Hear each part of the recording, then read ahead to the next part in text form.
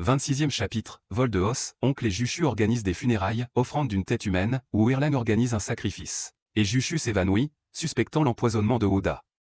Wangpo et la veuve accélèrent la crémation, Jushu suggère de prendre discrètement des os comme preuve.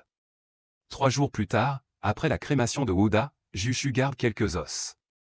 La veuve établit un mémorial chez elle et voit fréquemment Ximanqing, provoquant le mécontentement familial. Ximanqing fréquentait secrètement la veuve, bien que tout le monde le sache, personne n'osait en parler.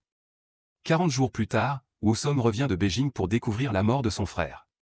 Pendant la veillée nocturne, il voit le fantôme de Oda, suggérant une mort suspecte. Au lever du jour, Wusong interrogea la veuve sur la mort de son frère, Oda. Elle lui donna quelques réponses. Wusong s'est ensuite tourné vers l'oncle et Jiu pour plus de détails, qui présenta des preuves que Oda avait été empoisonné. Ils ont décidé de consulter Yoon-jae, un vendeur de poires. Yinge, préoccupé par son père âgé, hésite à rejoindre un procès.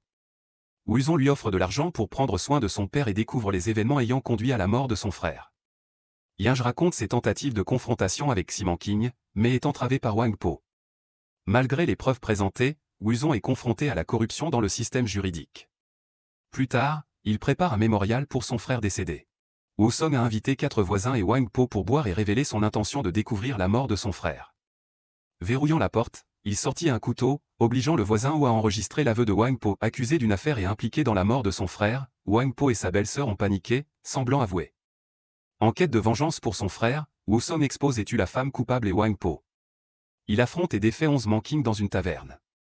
De retour chez lui avec leur tête, Wusong rend hommage à son frère et informe les voisins de ses actes justes, se préparant aux funérailles de son frère. 108 héros, chacun avec ses compétences uniques. Quel héros se démarquera dans le prochain épisode? Restez à l'écoute.